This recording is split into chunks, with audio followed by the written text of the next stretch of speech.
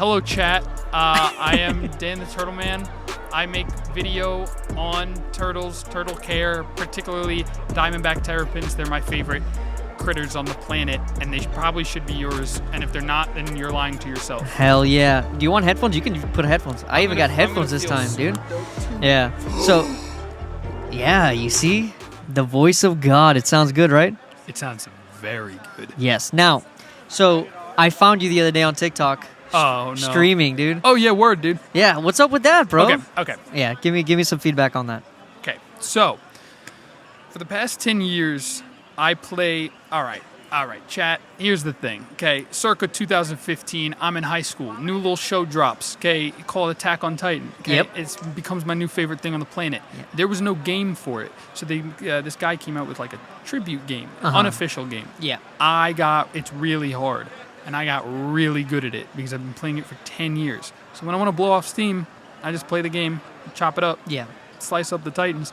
So I'm like, let me just go live on TikTok. I set up my phone and prop it up. This was like a year or two ago. I get like 2,000 people freaking watching me kill Titans. I'm like, oh, word? So now I'm trying to be more consistent with it. And I think a lot of like social media is to be everywhere. Be everywhere for a lot of different things. Throw things at a wall, see what sticks. So I'm like, I stream. Let's try stream. And so far, that's my that's putting my foot in a little bit. I got to chop up the clips and get those posted too. But that's what I do. I literally stream on TikTok at night, like 2-3 times a week, and play my game. And have you seen a lot of that like audience transition into like some of the reptile stuff? No, because it's so funny. The people that follow and stuff, they show up to the live stream, and then I was like, listen, here's what happens. You follow, you get my live recommended to you more, but then also you get my actual content, which is just baby turtles. So you get to see baby turtles. Everyone freaking loves turtles. So, and they're like, oh, I suppose I must. Like, I can't argue.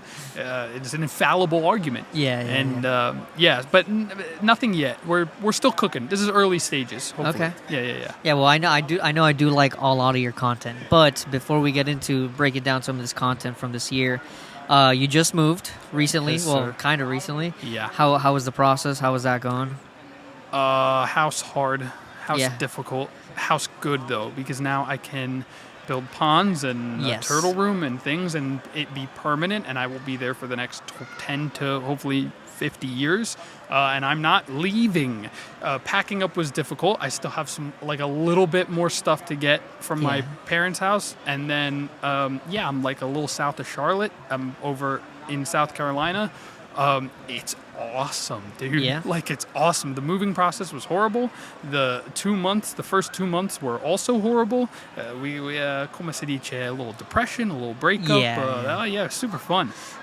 Rebuilding process, buddy. No, quite literally. There was a couple years ago where I loaned out like half of like my very hand-selected high-value animals to a friend, and his whole collection, all of his turtles got a virus, and they all wiped out.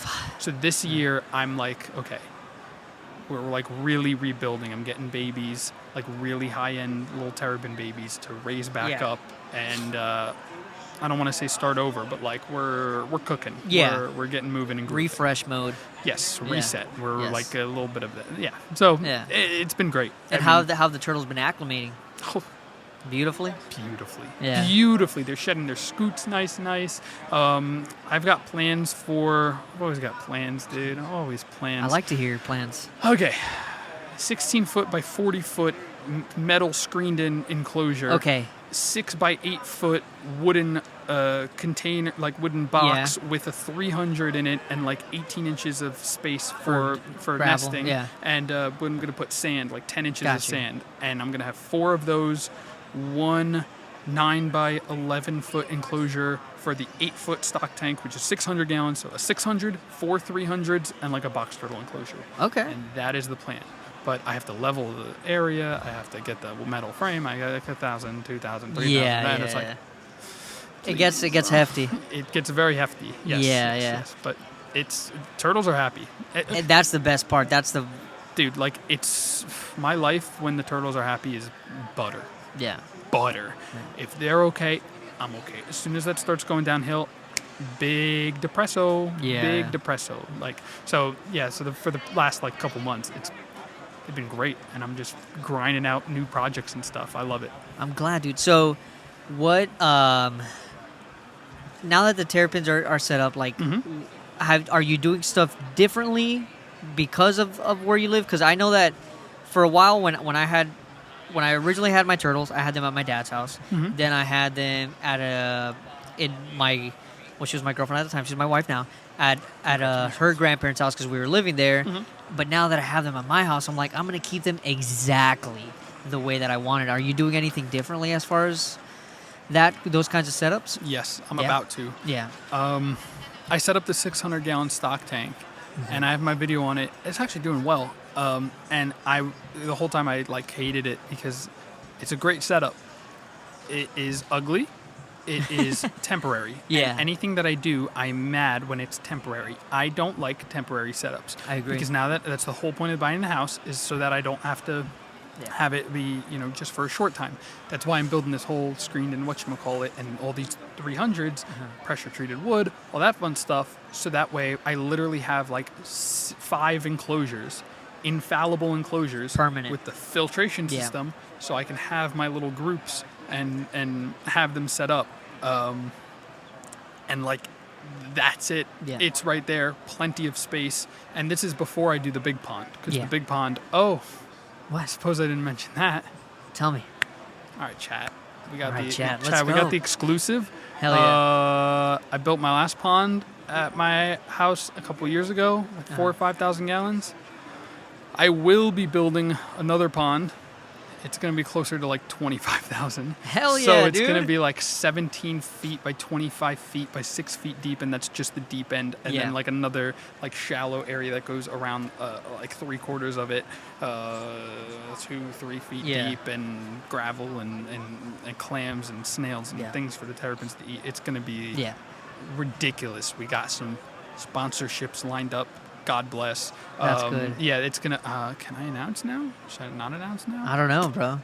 Maybe don't, just in case. Just in case. I feel like everything should go well and all that. How soon is this happening? So the problem was it was supposed to be happening like this spring, summer, but everything moves slowly when you have a house because you have a million things to do every freaking day. Brother, there are lizards in my attic. Nobody prepares you for lizards in your attic. Nobody prepares you for like weed whacking your walkway every week, like taking 6 hours to mow your lawn. I need a lawn. Bro, John Deere, please. Kubota, please. I just bought my first lawnmower literally this week because when I bought my house for the 3-4 years, I didn't really have a lot of time. So I had to, I was like paying somebody, a friend of mine or some guy that I met on Facebook Marketplace.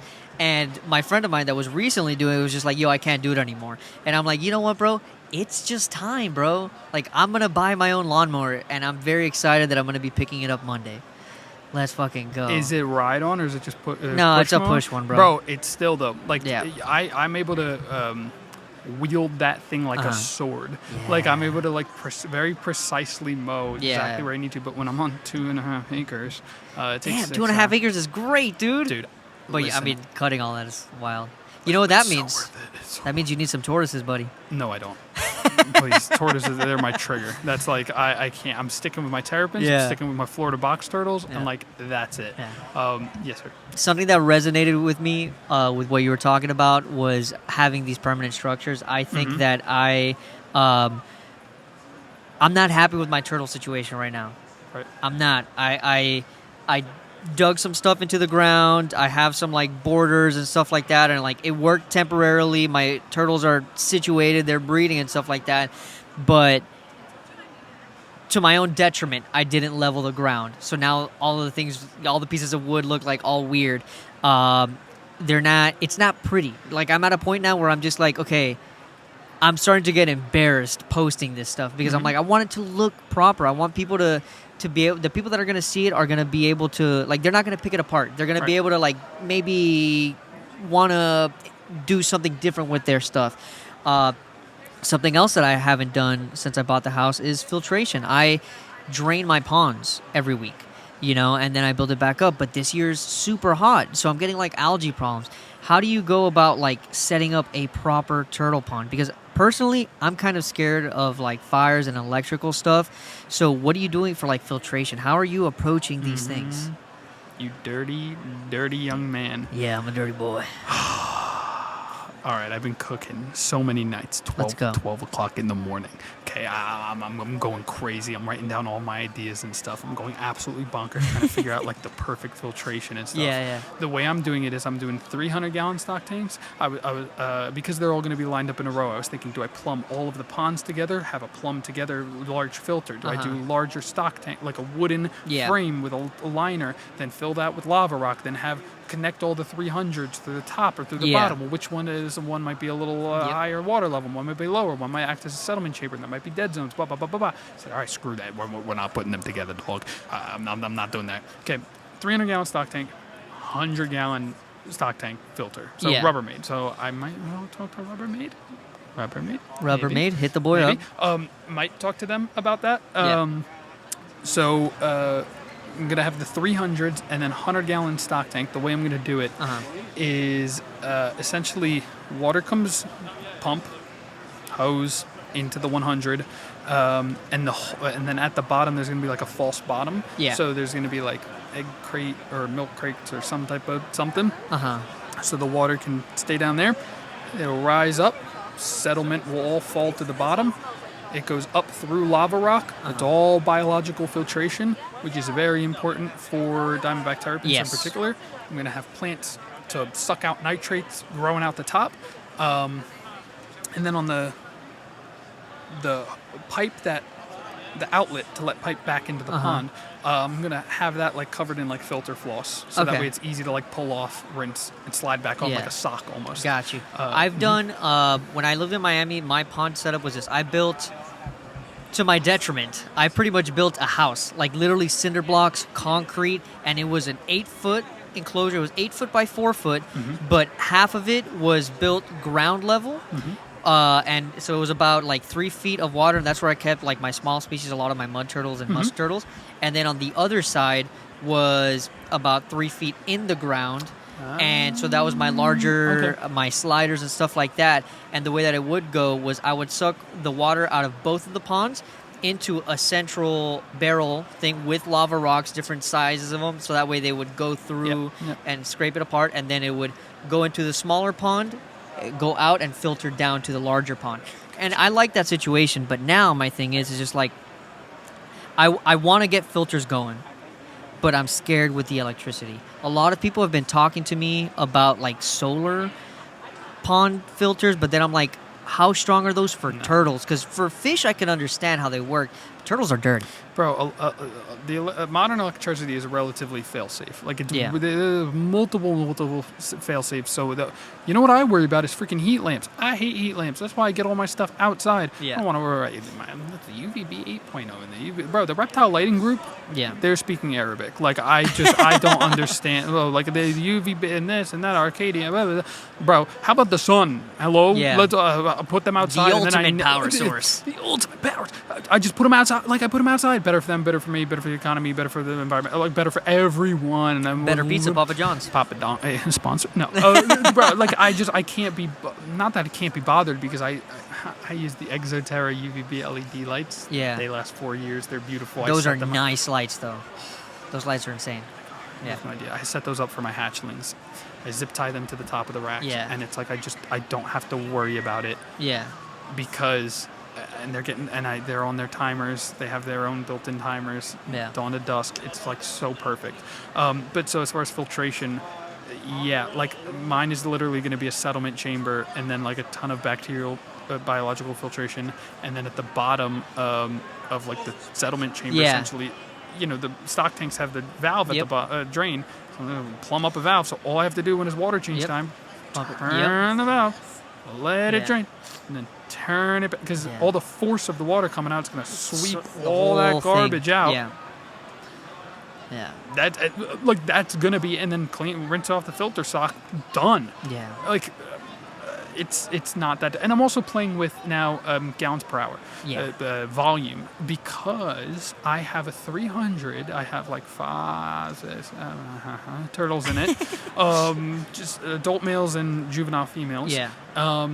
And I have like a 500 gallon per hour pump that I've had since 2016 when I was in high school running on it. I think it's supposed to be 700 gallons per hour, but it's like definitely not.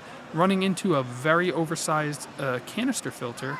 And I'll tell you, like, that requires as much cleaning, if not less, than my females with the like 3,000 gallon an hour pump, maybe 1,600, I forget what it is. Gotcha. No, 2,400. It's 2,400 gallon, but in a 300 gallon stock tank, that it would clog the filter quickly, but I still have to do the same amount of water changes. And like, I don't know, I'm starting to play with how much.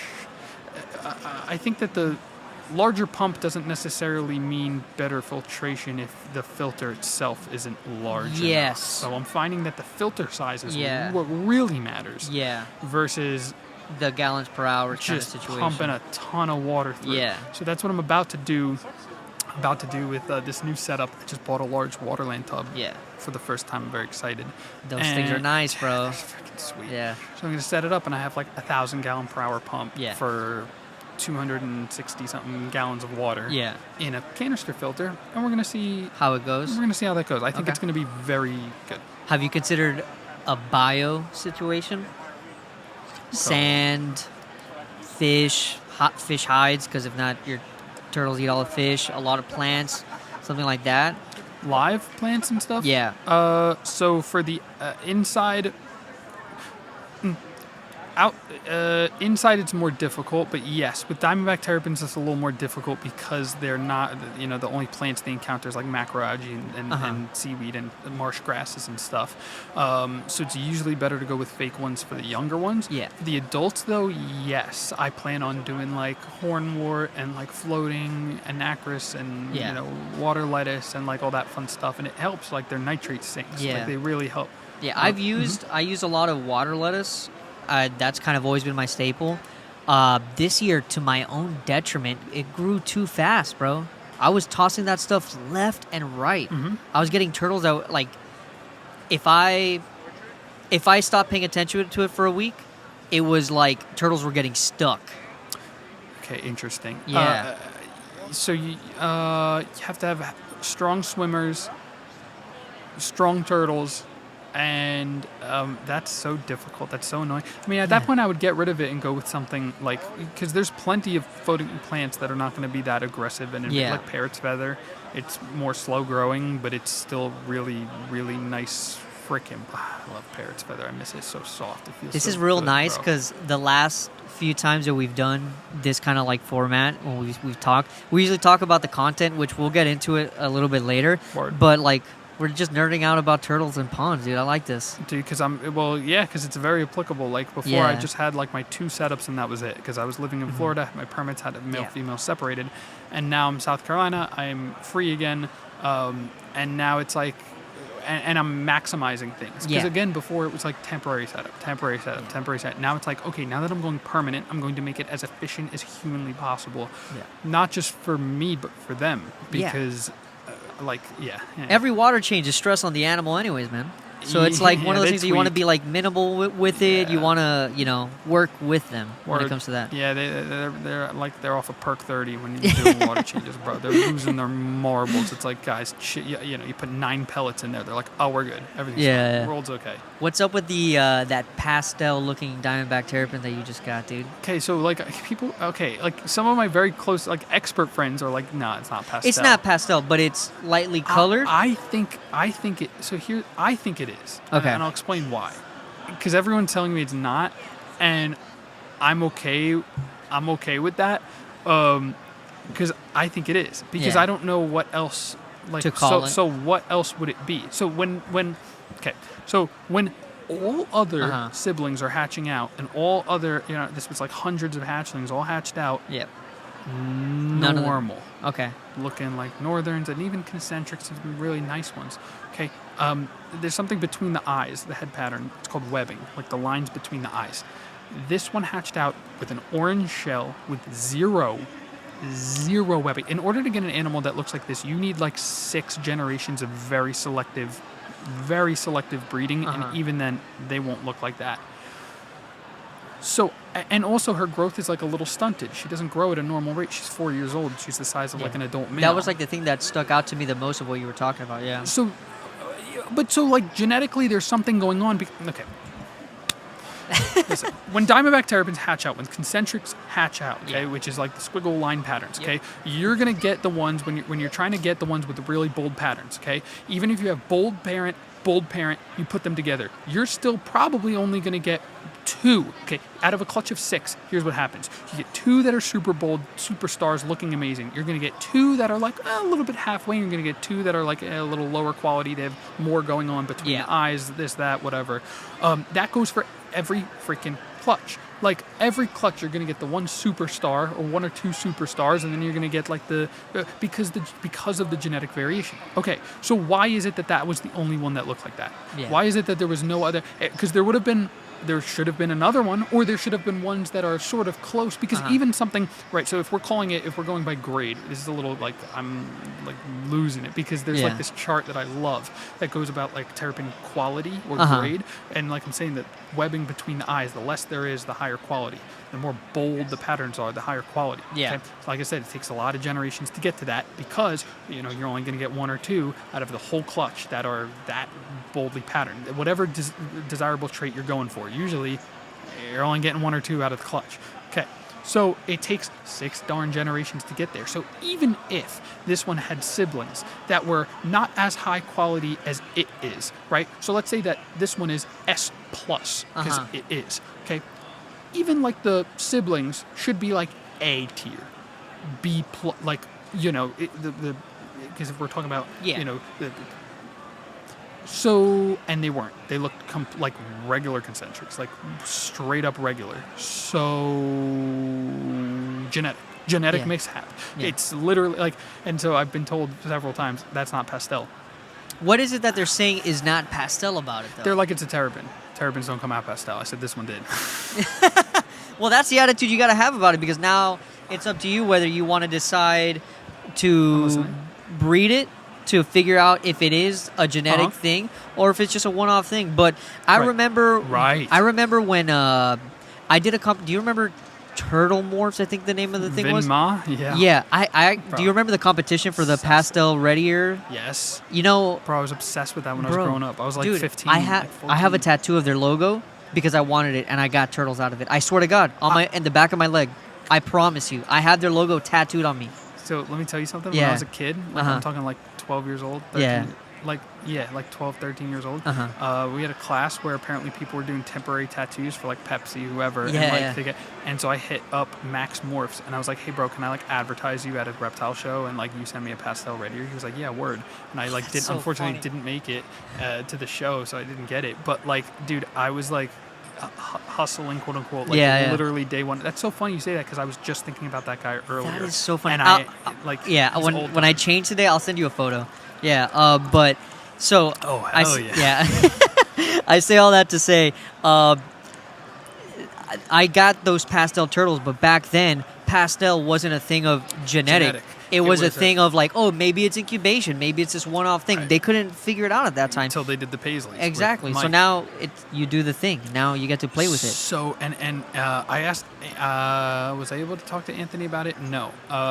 Anthony has his Anamensis. Have you seen those where they have a dominant gene? They're pastel, or he said it's pastel. So it's technically something, but it's basically pastel or clown. And it's the dominant gene. So when you breed one of these visual-looking crazies with a normal, you get visuals, which is like crazy. Like according to the Punnett square, that's not how that's supposed to work. So my whole thing is the recessive genes that give it this impressive color and hyperpigmentation is also what's causing these problems with the growth. And if anything, that leads more to the case that this is a genetic whoopsie and not just, just like a one-off kind of situation. And that's like one of my main points, I think. Dude, can you believe we're getting sponsored by the biggest reptile company yet? I can't. We just gotta tell Yoshii, see what he thinks. All right, Yoshii. Oh my God, this is not what it looks like. This video is sponsored by Morph Market, the world's largest marketplace for reptiles, amphibians, and even arachnids. Buy directly from verified sellers. Whether you're a first-time keeper or a hobbyist, Morph Market connects you with the best in the hobby. I use it for shipping. Always use Morph Market for your next reptile.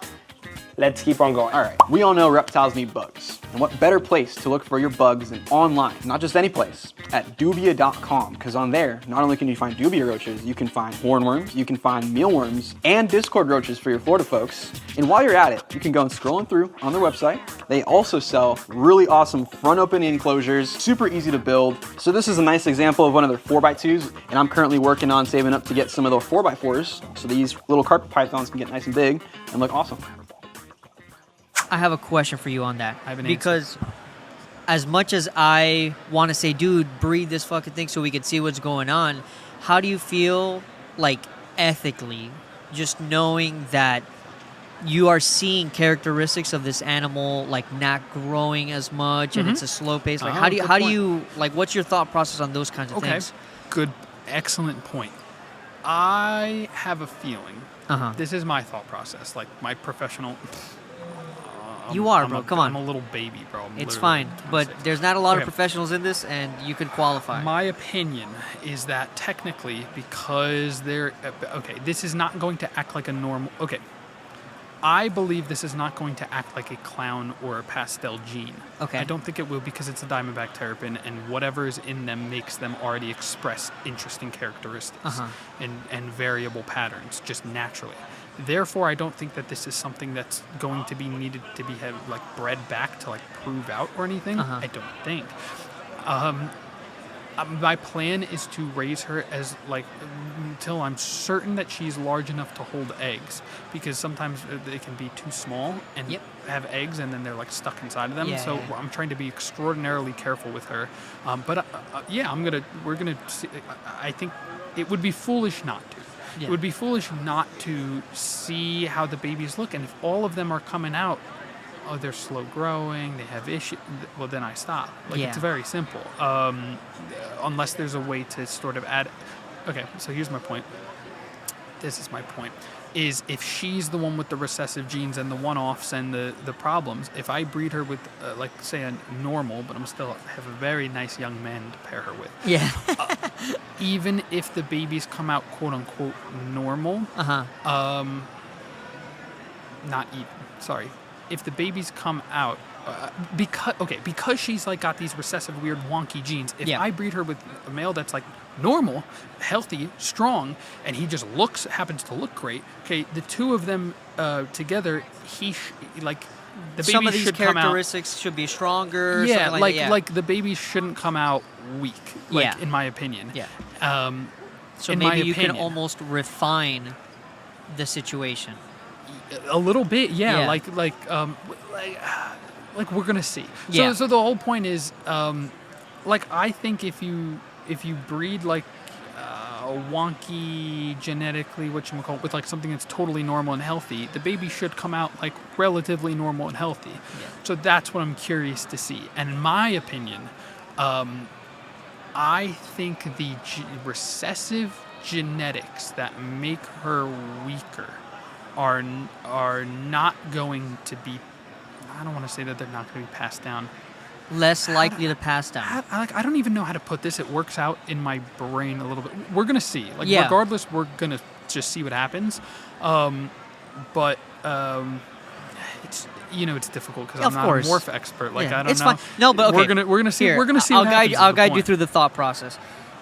Yes, it is right for you to try to figure this out. Right. Because if you can get a similar looking animal and help the characteristics of maybe a different animal that is quote unquote showing signs of better health and better development, and you could combine those two, then you have a really nice animal that's functioning well. And that's okay, man. There's nothing wrong with that. I think what the thing that is wrong is knowing an animal has these issues and doing it anyways, and just continuously doing it because it shows this is lighter, and I like that it's lighter. But it sucks that it doesn't grow as fast. But it's lighter, right?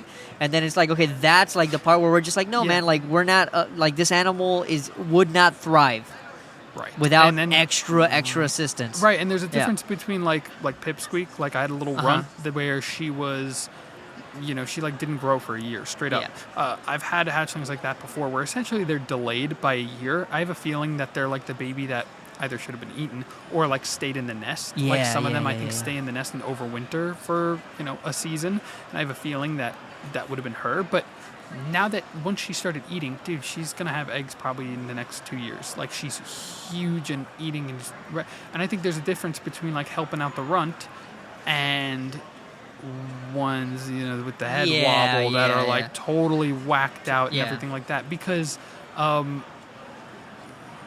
genetics are funky and reptiles are really robust. Well, turtles in particular are extremely robust.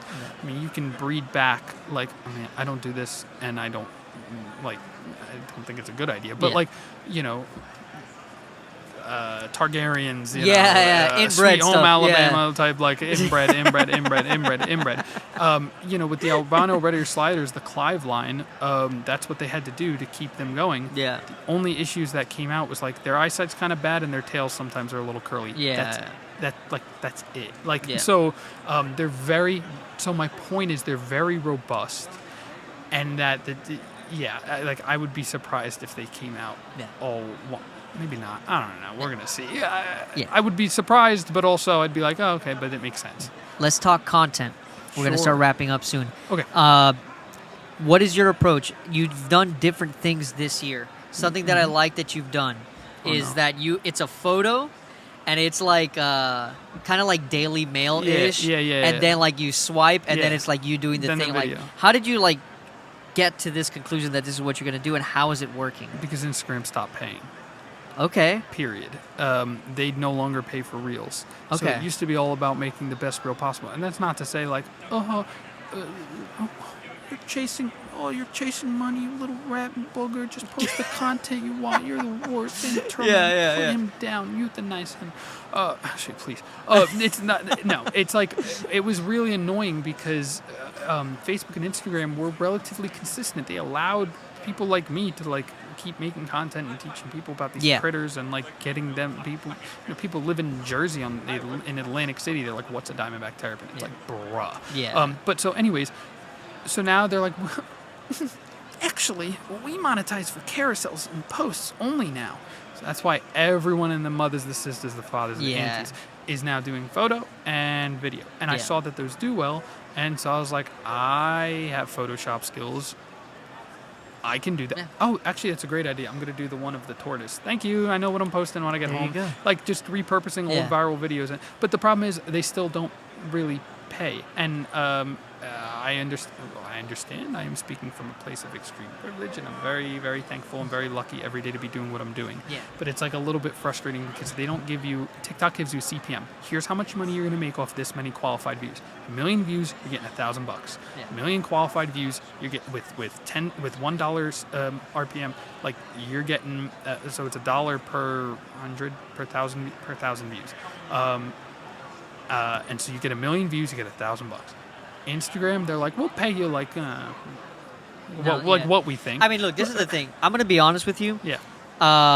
You're not the first person today that kind of came with the like that point of view of like, oh, I get it, like it's the privilege or whatever. But it's also like, dude, like it's okay, and you should not feel ashamed to try to make money off of something that you're trying to do. That's what everybody that owns a business does. It's just your business just happens to be in the attention economy, and that's okay, man. It is, but how is Mark Zuckerberg gonna afford his 90-second yacht, bro? Why would I be getting another couple $100 a month? But then how would he be able to afford another AI data center in Alabama that's gonna take over some? In a way, you are the employee of Mark Zuckerberg, so they need you to run their own things. Right. I don't understand why they're like. you guys can't live without us, so too bad. Yeah. Which is essentially what it is. And it's like, bro, I mean, I had a reel go crazy, and I got like 30-something thousand followers from it, and it's got however many million views. I get nothing. Yeah. I run an account, buddy. We get 50 million views per month. 50 million is $0. Like zero. That's insane. Yeah. It's like, and these videos are over like a minute long. Like they're keeping people on the that platform, be and it's like you get even nothing. Yeah, and it's like that should be like at least like a couple G's, like just a couple. TikTok, that'd be $50,000. Like, hello, yeah. And then we get nothing. Yeah. Thanks, Mark. But yes, I understand. Like, yeah, I'm employed. It's just crazy. Like, yeah. And it's annoying because I'm part of this Facebook group that's like Meta, blah, blah, blah. It's for like creators. And anytime, first of all, they only approve the post that they want to. So when people are like, I had a really good month, they're like approved. When people are like, why is the algorithm tanking my stuff? Psych. They're like, they're like, we're not. But everybody's like the same thing. And then. Have you tried diversifying your income? Have you tried having intercourse with your mother, you red bastards? Yes, of course. Like, Jesus, Murphy. Yes. Yeah. Yes, but it's freaking difficult. Like, like, so now I'm looking at other things to do. Avenues, blah, blah, blah, blah. But it just sucks when it's like, but that doesn't, like, yes, of course. But, like, we help keep people, no platform without creators. So why no paid creators? And that's what it ultimately comes down to. Finding the right substrate is a paramount part of reptile keeping. And if you're looking for the best cocoa option, we recommend Cocoa to Go. Cocoa can be used for reptiles, amphibians, and even plants, so they're perfect for any kind of setup. So we make sure to use Cocoa to Go. Let them know that the Reptiles With Podcast sent you. All right, we got one more thing to do here. And here I have a bunch of capsules with questions. You're going to pick some capsules. So let's do one at a time. Pick a color. Every color means something different. So you kind of pick like a medium grade one. Let's see what the question is. Can't open this, bro. There you go. My fault. Let's go. What to do with this, please? Right here. Thank. What is the question? How do you build community when so much of the hobby can feel competitive or cliquey? I got like judgment off like this pastel. It's not actually pastel. Who cares? It's cool. It's different. Like whatever. Brother, you need to have thick skin. It's crazy. The PP measuring contest is crazy. Let me tell you, as someone who's been in the quote unquote rat race, at the end of the day, it's really important to like get over yourself and just like let that go. It's like, what do you want? What do you want? If this animal were worth $0, would you still have it? And like the terrapin market has like tanked pretty, and I don't care. I don't care. I love them. I will always love them. The way that you keep the community is by, be the change you want to see, be who you want. Like, there's rarely, one of my friends hatched out some beautiful freaking terrapins. And sold me, one of them, two friends did. One of them sold me some of them to rebuild my group, and gave me first dibs. And I was like, I'm like so thankful. Another friend, she was doing the same thing. I got females from him, I'm getting the males from her. And one just hatched out like crazy. And I was like, for Dan? And she's like, I gotta hold this one back. I'm like, it's beautiful, it's perfect, like good. Like, and I'm like, when you can genuinely be happy for your friends and other people, and there's no like jealousy, animosity, like, because I feel like so happy, because it's like, okay, I'm not getting it, but like my friend worked so hard. She got this female 4 years ago that I was like, oh, I was trying to get that one. And like, how do you get over it? You get over yourself, dude. Because when your friends win, you win. Like, when they're doing well, you're going to do well. And even if you can't get, I want, because unlimited wants and limited resources. I like that a lot. Back when albino red-eared sliders were like the thing, and everybody was like people that had them in large collections were making way more than a living on them. When I got into mine, I had a whole plan. I was like, I am going to breed these and be able to give my friends babies, so that way they could maybe make a living. Like even my friend Tyler, he's not here, but we were talking, and like he does all right. Like he doesn't like necessarily need income, but whenever he helps me out at the shows, it's like I'll he sells something, I'm gonna give him commission. He doesn't ask for it, but it's just like, dude, like we all gotta eat. You're helping me out, and I really appreciate it. And I want all of us. It's not about me doing better than you. It's like I want all of us to succeed, bro. We all gotta come up. And so unfortunately, I grew up like that. And I get a little upset about it. I get a little emotional because, like, when I was growing up, dude, I was just a kid, like 17, 18, 19, even like 20. And all I would do is, like, help out people in, like, Terrapin community. And, like, this one dude in particular, I made him, like, 10 grand worth of turtle. It wasn't about that. It was like, if you win, then when babies come, it's time for Dan. And sure enough, one year, like, one of them had babies, and I was like, time for Dan? He was like, oh, I'll give you a discount. But, like, I'm like, I've made you thousands. It's not about that. Like, I just, like, I was like, here, scratch your back. And then I'm like, please? And then he's like, literally said, quote, like, oh, what are you on? Like, you must be on crack. I'm like, and so now, thankfully, like, a lot of those, like, rat bastards are out of, like, that, out of the Terrapin hobby. They make their way out, And they always make their way out, dude. And it's like the real ones that really care about it stay. And no shade to these guys, but like I noticed on this one turtle breeder's thing, he was tearing down, he was getting out of it, and this one guy was like, yeah, the market's down, I sold all mine too, like I'm out. And I'm like, bro, I put it on my private story because I don't have the balls to put it on my main, but I was like, bro, if you were in it like just for that in the first place, you shouldn't have had them in the first place. Like, because like, like getting making a little money here and there, sure, it's freaking awesome. Are you kidding me? But at the end of the day, dude, like I have my Chinese box turtle, Otis. Had her for 7 years. And I was like, and my Reeves turtle, Shinji. And I was like, I'm probably not going to like have groups of them. And my friends Bob and Susan in Pennsylvania with Backyard Tortoise, like they take such good care of their animals. They were, like, I used to live close to them. They were just incredible people.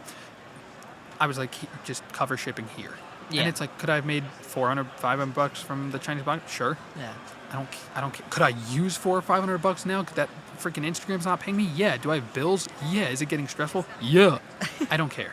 I don't care. Like I will pick up DoorDash. I will work Amazon for a while. Like whatever. But it's not worth.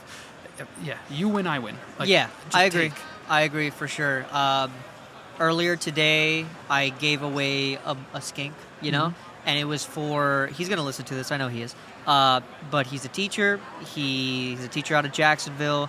He has a herp club, and these kids are really getting to interact with a lot of these reptiles. So, of course, I was going to donate an animal, and it's just like those kids are the next generation. And that's important. He gets some reputation with these kids. It's like, look at this cool animal that I have. It's like, okay, look, that's great for you. These kids are like, I love this animal. Then they start getting into these kinds of things. So it's like, it's super important, man. It's super important to pass it down. Listen, I know you got to go. No, you're I totally appreciate fine. your time. Make sure that this was all do your thing. Good. Yes. No, we're good. All right, where can people find you? No, you're good, dude. My house. If you show up, I'm going to shoot you, brothers. No, I'm on YouTube, Dan the Turtle Man. TikTok, Dan the Turtle Man. Instagram, Dan the Turtle Man. Email, Dan the Guppy Man. All right, bro. Thank you. Yes, sir. Thank you.